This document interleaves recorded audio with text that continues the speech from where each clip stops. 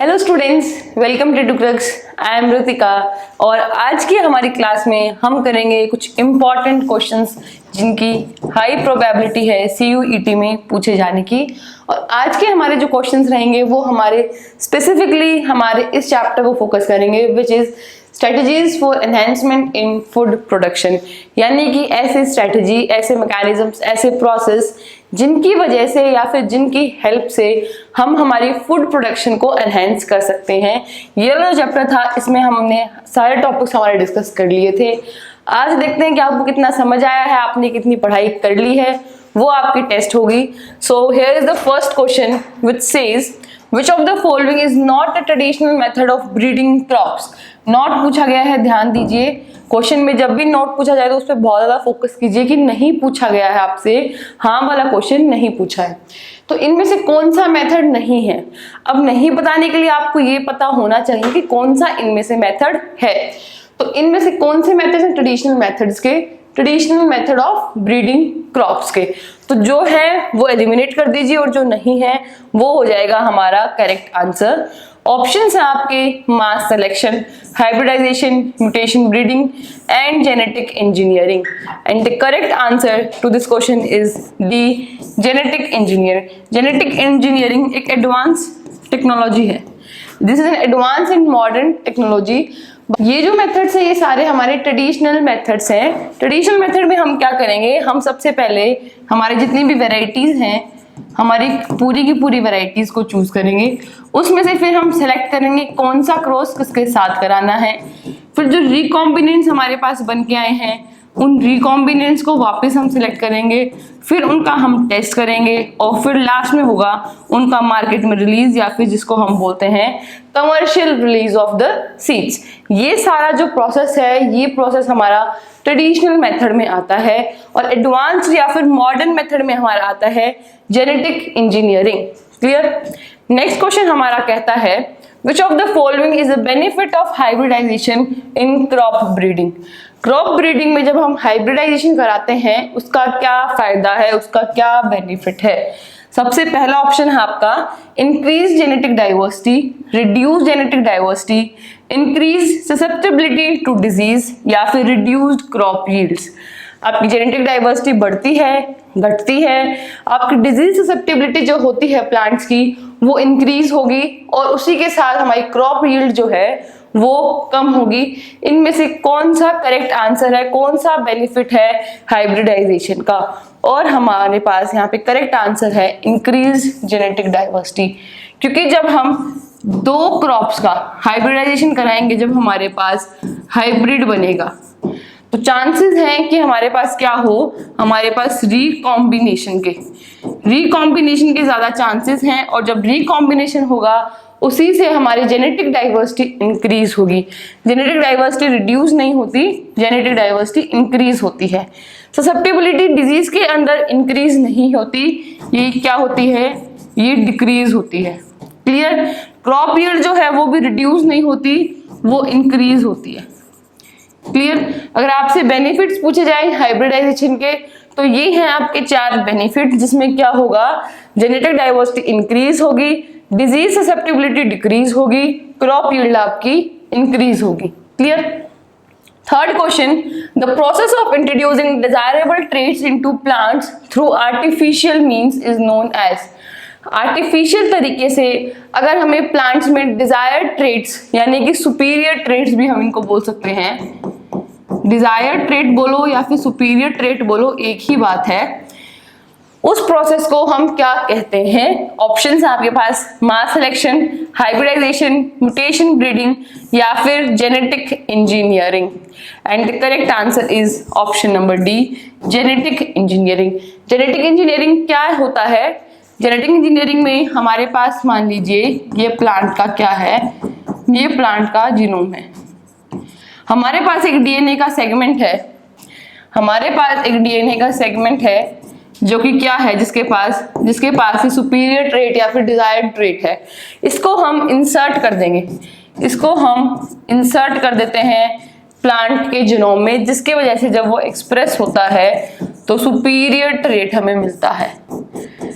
Superior trait जो है, जो पहले प्लांट में एक्सप्रेस नहीं हो रहा था, वो अब प्लांट में एक्सप्रेस होगा, क्योंकि वो वाला जीनोम हमने प्लांट में इंसर्ट कर दिया है।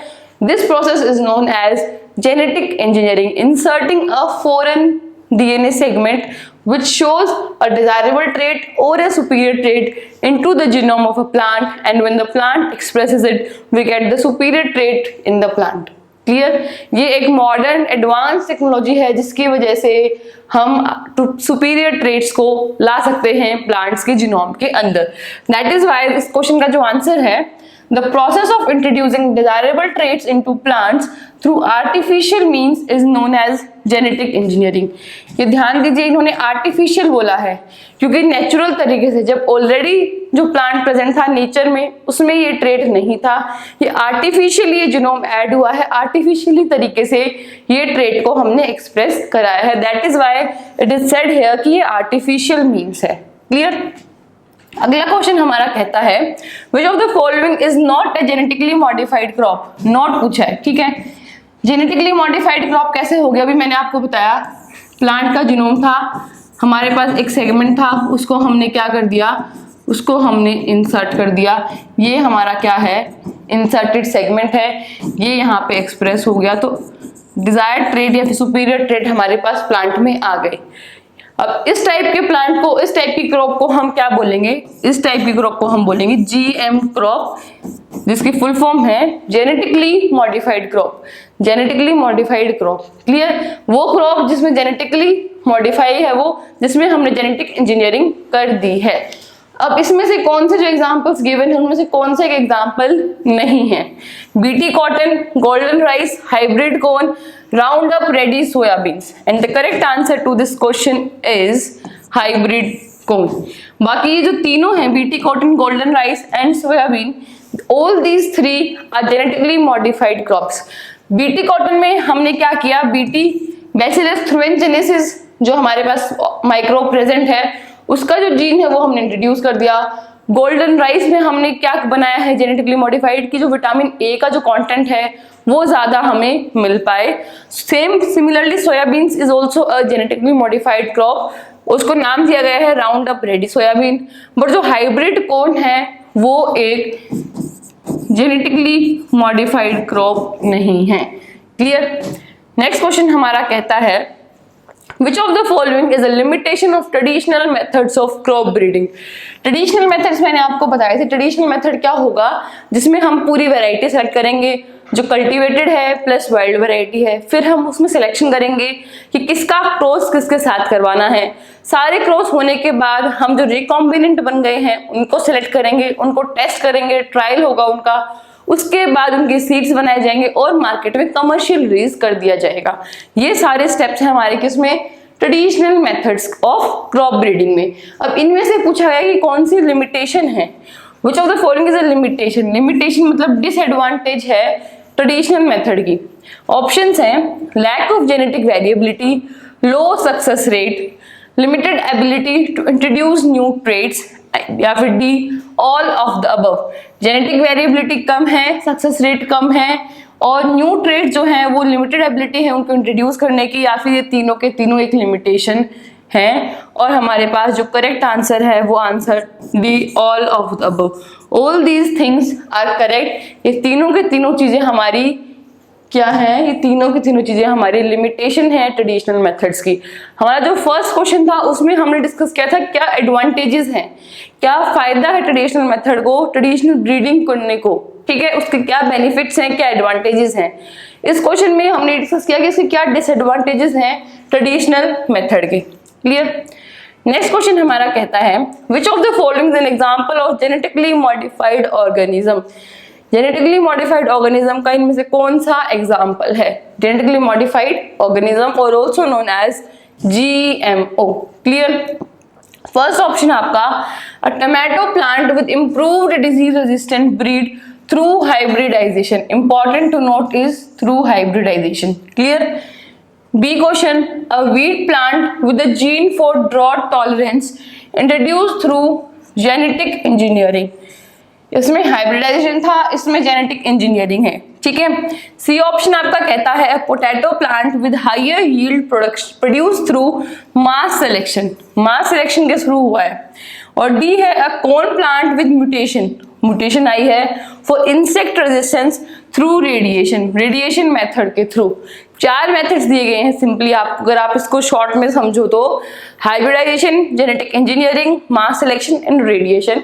इन चारों मेथड्स में से कौन सा मेथड यूज करके हम एक जेनेटिकली मॉडिफाइड ऑर्गेनिज्म बना सकते हैं, ये पूछा गया है आपसे इस क्वेश्चन में। And the correct answer to this question is option number B, which says a wheat plant with a gene for drought tolerance introduced through genetic engineering। Question number 2 में मैंने आपको समझाया था कि जेनेटिक इंजीनियरिंग है क्या। Genetic engineering से ही हमारे पास क्या बनेगा, जेनेटिकली मॉडिफाइड क्रॉप बनेगी या फिर जेनेटिकली मॉडिफाइड ऑर्गेनिज्म बनेगा। तो जेनेटिक इंजीनियरिंग जहां इन्वॉल्व है वहां पे हमारा जीन मॉडिफाई हो रहा है, जो कंप्लीट जीनोम है एक ऑर्गेनिज्म का वो मॉडिफाई हो रहा है क्योंकि एक फॉरेन डीएनए सेगमेंट उसमें इंसर्ट कर दिया जाता है, that leads to the expression of a superior trait. Clear. और यहाँ पे सुपीरियर ट्रेट क्या है, ड्रॉट टॉलरेंस वाला, this is the superior trait. एक सुपीरियर ट्रेट देखने को मिलेगा आपको जेनेटिकली मॉडिफाइड ऑर्गेनिजम्स में। क्लियर। नेक्स्ट क्वेश्चन है हमारा, which of the following is a technique used in mutation breeding. पूछा गया है कि म्यूटेशन ब्रीडिंग जो है उसमें से एक कौन सी टेक्निक है। इंड्यूसिंग म्यूटेशंस विद केमिकल्स और radiations, breeding 2 plants with desirable traits, screening of plants for specific genetic markers, या फिर transferring genes from one plant to another using a vector. ये जो लास्ट वाला ऑप्शन है ये तो हमारे पास क्या है, ये जेनेटिक इंजीनियरिंग वाला ऑप्शन है हमारे पास। क्लियर। ये क्या है, जेनेटिक इंजीनियरिंग का। Screening of plants for specific genetic markers, ये तो इससे हम ब्रीडिंग तो नहीं कर सकते, तो सिर्फ सिलेक्शन है। This is a screening, screening मतलब हमने क्या किया, हमने सिलेक्ट किया है, this is a selection method. Clear. उसके बाद हमारे पास 2 ऑप्शन बच गए। बी ऑप्शन हमारा कहता है breeding 2 plants with desirable traits, यानी कि 2 प्लांट हैं उनको आपस में क्रॉस कराना जिससे कि हमारे पास बन जाए हाइब्रिड। क्या वो म्यूटेशन ब्रीडिंग कहलाएगी, नहीं, वो हमारा कहलाएगी hybridisation, normal hybridisation. But option A जो है वो हमारा कहता है इंड्यूसिंग म्यूटेशंस, हमने म्यूटेशन ब्रीडिंग में म्यूटेशंस को इंड्यूस किया है। और किस तरीके से हमने इंड्यूस किया है, with the help of chemicals और रेडिएशन। कुछ केमिकल्स होते हैं जो कि हमारे पास म्यूटेशंस कोज करेंगे, और रेडिएशंस लाइक एक्स रेज और यूवी रेज, जिनकी वजह से म्यूटेशंस आएगी, और उसी की हेल्प से हम कराते हैं हमारी mutation breeding. So therefore option A is the correct answer. 8th question हमारा, which of the following is not a method of tissue culture. Again not पूछा गया आपसे कौन सा इनमें से मेथड नहीं है टिश्यू कल्चर का। Somatic embryogenesis, micro propagation, mutation breeding, या फिर प्रोटोप्लास्ट फ्यूजन। अब इसका करेक्ट आंसर है हमारे पास answer number C, mutation breeding. बाकी ये जो तीनों चीजें हैं वो टिश्यू कल्चर में आती हैं। टिश्यू कल्चर में हम क्या करते हैं वो फटाफट से समझते हैं। टिश्यू कल्चर में हम एक एक्सप्लांट को लेते हैं, हमारे पास क्या है, हमारे पास एक कंप्लीट प्लांट है, उस प्लांट का कोई सेगमेंट लिया है हमने जिसको हमने बोल दिया एक्सप्लांट। एक्सप्लांट में टोटीपोटेंसी की एबिलिटी है, टोटीपोटेंसी की एबिलिटी है। टोटीपोटेंसी हम उस एबिलिटी को बोलते हैं जिससे कोई एक सेगमेंट है ऑर्गेनिज्म का, उस सेगमेंट को यूज करके हम कंप्लीट ऑर्गेनिज्म बना सकते हैं। That potency is ability is known as totipotency. ठीक है। एक्सप्लांट को हमने क्या दिया, हमने उसको एक कल्चर मीडिया दिया, पूरा का पूरा हमने क्या दिया, कल्चर मीडिया। अब जो कल्चर मीडिया है वो क्यों इंपॉर्टेंट है, क्योंकि कल्चर मीडिया में क्या क्या होगा, कल्चर मीडिया में एक कार्बन का सोर्स होगा, साथ में साथ उसमें क्या होंगे, उसमें ग्रोथ रेगुलेटर्स होंगे। ग्रोथ रेगुलेटर्स जैसे कि हमारे पास ऑक्सिन्स हैं, साइटोकाइनिन्स हैं, जो कि क्या है, ग्रोथ हार्मोन्स हैं, उन्हीं को हम बोलते हैं ग्रोथ रेगुलेटर्स। कुछ ग्रोथ रेगुलेटर्स होंगे, साथ में कुछ प्रोटीन्स दिए जाएंगे, कुछ नाइट्रोजनस बेसिस प्रोवाइड किए जाएंगे। ये सब हमारा होगा कल्चर मीडिया में। ठीक है। उसके बाद जब हमने एक्सप्लांट को ग्रो किया तो हमारे पास एक्सप्लांट काफी, बहुत सारे तो काफी सारे ग्रो कर गए। इस तरीके से हम क्या कर सकते हैं, प्लांट्स की माइक्रो प्रोपेगेशन कर सकते हैं। तो फर्स्ट ऑप्शन तो हमारा यहाँ होता है कि टिश्यू कल्चर का एक पार्ट है माइक्रो प्रोपेगेशन। सोमैटिक एम्ब्रियोजेनेसिस क्या होगा कि यहाँ से हम बहुत सारे छोटे छोटे एम्ब्रियो बना सकते हैं। तो वो होगा हमारा सोमैटिक एम्ब्रियोजेनेसिस। प्रोटोप्लास्ट फ्यूजन में क्या होगा, हमने एक सेल ली, 2 सेल ली हमने, उन दोनों सेल्स की सेल वॉल जो थी, सेल वॉल को हमने डाइजेस्ट कर दिया या फिर हमने डिसॉल्व कर दिया। फिर जो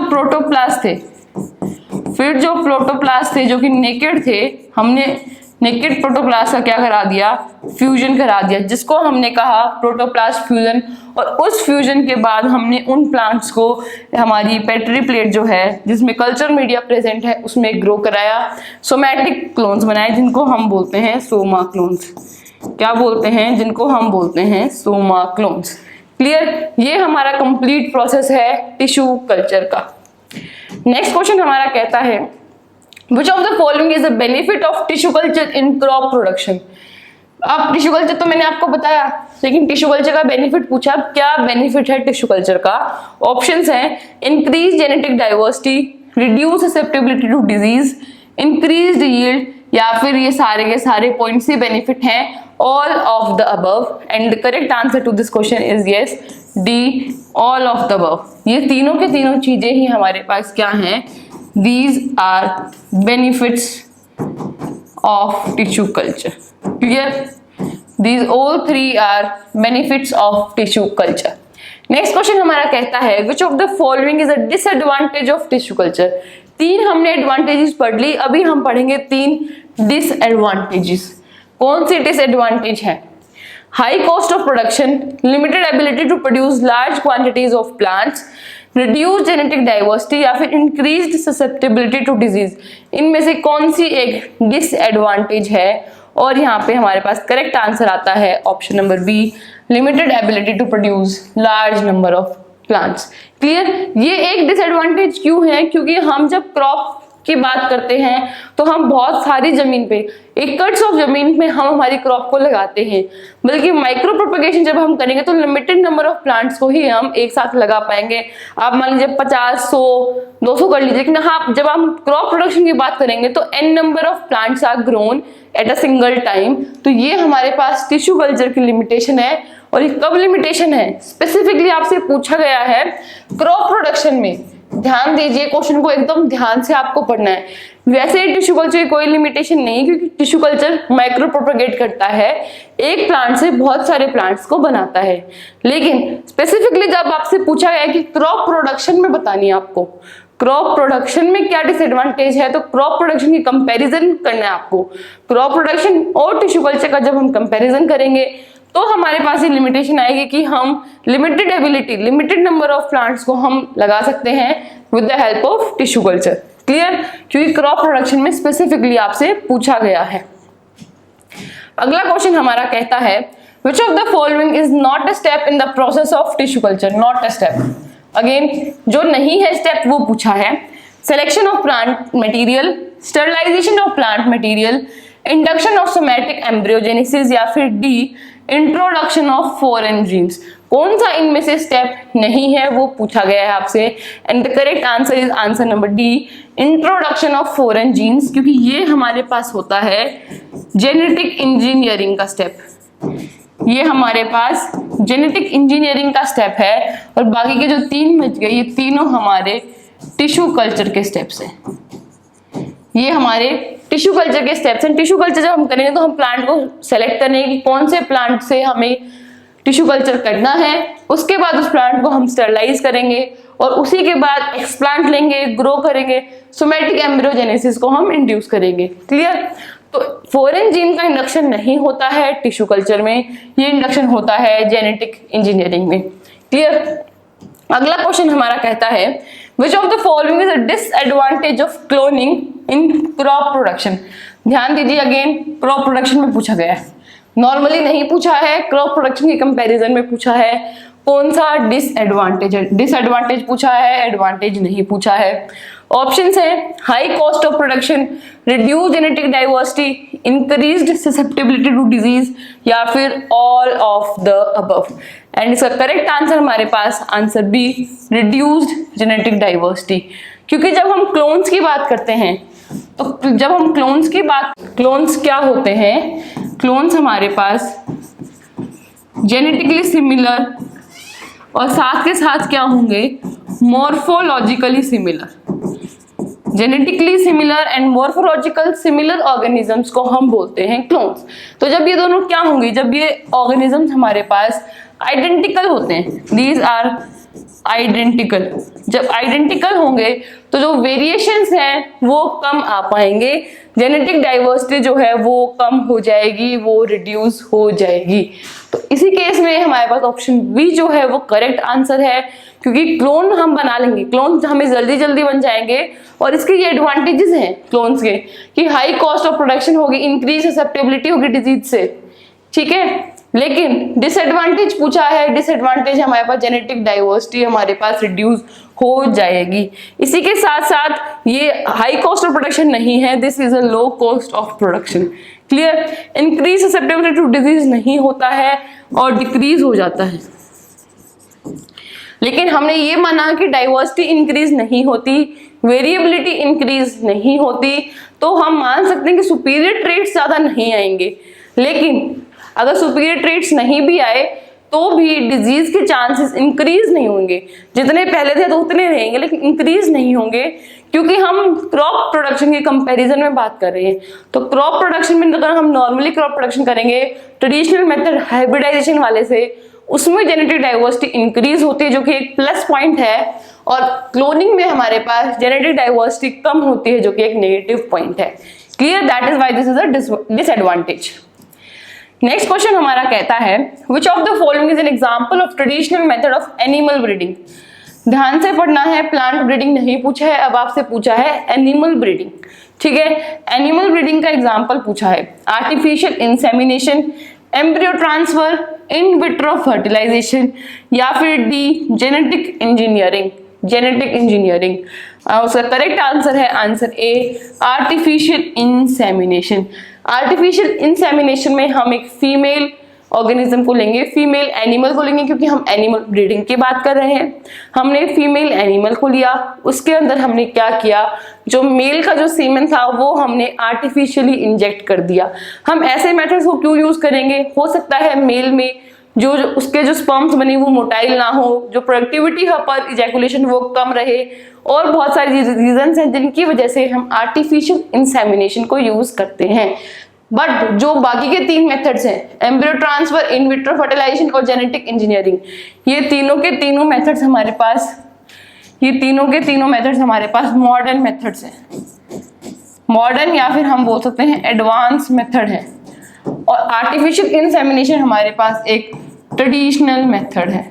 क्या है? एक ट्रेडिशनल मेथड या फिर कन्वेंशनल मेथड है। ट्रेडिशनल बोले या कन्वेंशनल बोले दोनों की बात एक ही है, ठीक है, या फिर मॉडर्न और एडवांस भी दोनों एक ही बात है। क्लियर। अगला क्वेश्चन हमारा कहता है which of the following is the benefit of artificial insemination animal breeding. कि आर्टिफिशियल इंसेमिनेशन जो है वो एक ट्रेडिशनल मेथड है, हमने पढ़ा था थोड़ी देर पहले भी लास्ट क्वेश्चन में ही कि आर्टिफिशियल इंसेमिनेशन एक ट्रेडिशनल मेथड है, लेकिन अब इसका बेनिफिट क्या है, ये हम करते क्यों हैं, ये पूछा गया है। क्योंकि इससे जेनेटिक डाइवर्सिटी इंक्रीज होती है, डिजीज ससेप्टेबिलिटी रिड्यूस होती है, यील्ड इंक्रीज होती है, या फिर ऑल ऑफ द अबव, या फिर ऑल ऑफ द अबव। हमारे पास का करेक्ट आंसर है D, all of the above.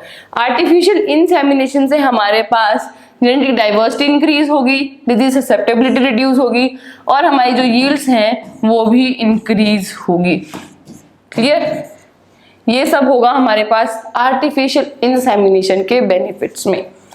Next question हमारा कहता है the chances of contracting bird flu from a properly cooked chicken and egg are. अगर हम एग खाते हैं या फिर हम चिकन या फिर मीट, ये फिर क्या, ये सब क्या है, ये हमारे पास एनिमल डाइट के एग्जांपल हैं या फिर एनिमल बेस्ड डाइट के एग्जांपल्स हैं। हमारे पास है एनिमल बेस्ड डाइट। अब ये पूछा गया आपसे कि चिकन और एग को अगर हम प्रॉपरली कुक करें 100 डिग्री सेल्सियस से अबव, इतने टेम्परेचर हम इनको प्रोवाइड करें, तो क्या हमें इनसे बर्ड फ्लू होने के चांसेस हैं ह्यूमन बींग्स को, अगर वो ऐसे एनिमल बेस्ड डाइट को इनटेक करें तो क्या कितने चांसेस हैं? Chances are very high, high, moderate या फिर नन। कितने चांसेस हैं? और the correct answer is D, none. बिल्कुल भी चांस नहीं है, क्योंकि बर्ड फ्लू जो है वो कहाँ से आएगा? वो हमारे पास माइक्रो ऑर्गेनिज्म से आएगा। माइक्रोब्स जो हैं वो उसको कॉज करते हैं, और microbes they die 100 degree Celsius. ये जब टेम्परेचर प्रोवाइड करेंगे, अबव 100 डिग्री सेल्सियस हमने टेम्परेचर प्रोवाइड किया है, उतने हाई डिग्री टेम्परेचर में माइक्रोब सर्वाइव नहीं कर पाते हैं, वो मर जाते हैं। Except for few micro organisms जो कि बहुत कम है, रेयर है, स्पेसिफिक है, वो ही इतने हाई टेम्परेचर में ग्रो कर पाते हैं। अदरवाइज हमारे जो नॉर्मल माइक्रो ऑर्गेनिजम्स हैं वो मर जाते हैं। इसी वजह से हम दूध भी क्या करते हैं? बॉईल करके पीते हैं, है ना। नेक्स्ट क्वेश्चन है हमारा जो कि कहता है a group of animals which are related by descent and share many similarities are referred to as. यानी कि हमारे पास एक ग्रुप ऑफ एनिमल्स है जो कि आपस में रिलेटेड है। क्या है? आपस में रिलेटेड है और शेयर मैनी सिमिलरिटीज, या फिर क्या है, उनमें काफी ज्यादा सिमिलरिटीज हैं, दे आर काफी ज्यादा सिमिलर है। उनको हम क्या बोलेंगे? ब्रीड, रेस, वैरायटी या फिर स्पीशीज। क्या बोलेंगे इन चारों ऑप्शंस में से? और इसका करेक्ट आंसर है हमारे पास ब्रीड। ब्रीड क्या है हमारे पास? ब्रीड एक फर्दर, ब्रीड जो है, ब्रीड एक फर्दर सब स्पीशीज बोल सकते हैं या फिर सब वैरायटी बोल सकते हैं ऑफ स्पीशीज। क्लियर? ब्रीड हम किसको बोलेंगे? ब्रीड हम बोलेंगे कि हमारे पास एग्जाम्पल काउ है, यहाँ पे काउ का वन ऑर्गेनिज्म है, काउ दूसरा ऑर्गेनिज्म है। स्पीशीज तो सेम है, दोनों के दोनों क्या है हमारे पास? गाय हैं, लेकिन ये दोनों क्या हैं? क्लोजली रिलेटेड हैं। These two are closely related and these two both share a common ancestor. जो एंसेस्टर है वो शेयर करना बहुत इंपॉर्टेंट है। दोनों के दोनों एक कॉमन एंसेस्टर शेयर करते हो और दोनों के दोनों आपस में काफी ज्यादा रिलेटेड हो, closely related, very closely related. ठीक है, स्पीशीज तो सेम थी हमारे पास गाय, लेकिन गाय के दो ऑर्गेनिज्म थे। गाय, एक गाय मेरे पास है, एक गाय आपके घर है, लेकिन दोनों क्या है? क्लोजली रिलेटेड है। अगर दोनों की क्या है? कॉमन एंसेस्टर अगर सेम है, उन दोनों को हम क्या बोल सकते हैं? हम ब्रीड बोल सकते हैं। क्लियर? नेक्स्ट क्वेश्चन हमारा कहेगा इन breeding is carried out in animal husbandry because. In breeding, हमारे पास जो ब्रीडिंग है, ब्रीडिंग को हमने 2 पार्ट्स में क्लासिफाई करके पढ़ा था, इन ब्रीडिंग और हमने पढ़ा था आउट ब्रीडिंग। ये 2 मेथड्स हमने पढ़े थे ब्रीडिंग की। अब पूछा गया है आपसे कि जो इन ब्रीडिंग है उसका क्यों की जाती है या फिर उसका बेनिफिट क्या है? Because it increases vigour, improves the breed, increases heterozygosity या फिर increases homozygosity या फिर increases homozygosity, और यही है हमारे correct answer. It increases homozygosity, या फिर क्या होता है हमारे पास प्योर लाइन्स बनती हैं। इनब्रीडिंग जब हम करेंगे, इनब्रीडिंग हम सेम ब्रीड में करते हैं, इनब्रीडिंग सेम ब्रीड में की जाती है जो कि क्या है? जिनका कॉमन एंसेस्टर है, जिनका क्या होगा अभी मैंने आपको बताया, जिनका एक कॉमन एंसेस्टर होगा। तो जब हम इनब्रीडिंग करेंगे तो इससे हमें प्योर लाइन्स ऑब्टेन होगी, जिसकी वजह से होमोजाइगोसिटी जो है वो इंक्रीज होगी। इसका कहाँ एग्जाम्पल देखा था हमने? हमारे जो मेंडल जी ने जो एक्सपेरिमेंट्स परफॉर्म किए थे जेनेटिक्स वाले सब्जेक्ट में, वहां पे उन्होंने प्योर लाइन्स थी, होमोजाइगस है, ट्रू होमोजाइगस टोल प्लांट लिए थे, ट्रू होमोजाइगस ड्रॉप प्लांट्स लिए थे, उनकी आपस में हाइब्रिडाइजेशन कराई गई थी। तो वहां पे उन्होंने प्योर लाइन्स का यूज किया था। तो ये प्योर लाइन्स बनाने के लिए हमें क्या करना पड़ता है? हमें इनब्रीडिंग करनी पड़ती है प्योर लाइन्स को बनाने के लिए। क्लियर? अगला क्वेश्चन हमारा कहता है which one of the following is a marine fish. हमने जब फिशरीज वाला कॉन्सेप्ट पढ़ा था, हमने फिशरीज जब हमारे पढ़ा था, हमने फिशरीज में पढ़ा था 2 टाइप का हम कर सकते हैं फिशरीज को, पिसिकल्चर एंड एक्वाकल्चर। ये मैं आपको एक्स्ट्रा इन्फॉर्मेशन बता रही हूँ जिससे कि आपको एग्जाम में याद रहे, क्वेश्चन समझ आए। ठीक है, अब फिशरीज हमारी किस में रह पाएंगी? फिशेज हमारी 2 टाइप के इन्वायरमेंट में रहती हैं। जो फिशेज हैं हमारी वो 2 टाइप के इन्वायरमेंट में रहती हैं। या तो वो क्या होंगी? या तो वो फ्रेश वाटर होगी या फिर वो मरीन वाटर होगी। और आपके एनसीईआरटी में इन दोनों के 2 एग्जाम्पल्स ही मेंशन है, तो वो एग्जाम्पल्स तो आपको याद करने ही है ना। सिंपल है, अगर एनसीईआरटी में आपका कोई एग्जाम्पल मेंशन है तो that example is really very very important from the exam point of view, you have to learn it. अब आपसे पूछा गया है कि मरीन फिश का एग्जाम्पल, ये जो मरीन फिश है इसका एग्जाम्पल पूछा गया है आपसे कि इसका जो एग्जाम्पल है वो क्या है। रोहू, हिल्सा, कटला या फिर कॉमन कार्प, इनमें से कौन सा मरीन फिश का एग्जाम्पल है? करेक्ट है हमारे पास रोहू, ये हमारे पास एक मरीन फिश का एग्जाम्पल है। बाकी हमारे पास जो है ये फ्रेश वाटर के एग्जाम्पल्स हैं। 19th क्वेश्चन हमारा कहता है which one of the following products of apiculture is used in cosmetics and pollicis. Apiculture किसको बोलेंगे? हनी बीज जो है, हनी बीज की रियरिंग को हम बोलते हैं apiculture. Rearing of honey bees and getting honey and wax out of them is known as apiculture. इसको हम बी कीपिंग भी बोलते हैं आम भाषा में। तो हनी बीज का कौन सा प्रोडक्ट हम यूज करेंगे? हनी, ऑयल, वैक्स और रॉयल जेली।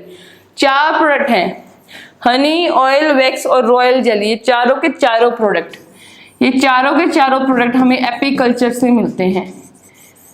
चारों के चारों प्रोडक्ट हमें एपीकल्चर से मिलते हैं। लेकिन स्पेसिफिकली पूछा कि कॉस्मेटिक्स और पॉलिशेस, कॉस्मेटिक और पॉलिश में कौन सा यूज होता है इन चारों में से, वो आपसे स्पेसिफिकली पूछा गया है।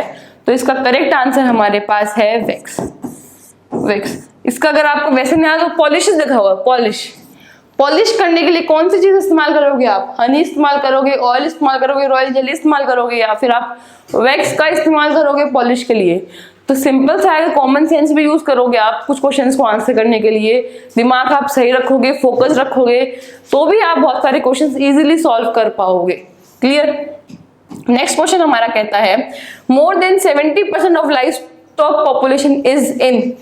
लाइफ स्टॉक की जो 70% से ज्यादा पॉपुलेशन है वो कौन सी कंट्रीज में प्रेजेंट है या फिर कंट्री में प्रेजेंट है? डेनमार्क, इंडिया, चाइना या फिर इंडिया एंड चाइना।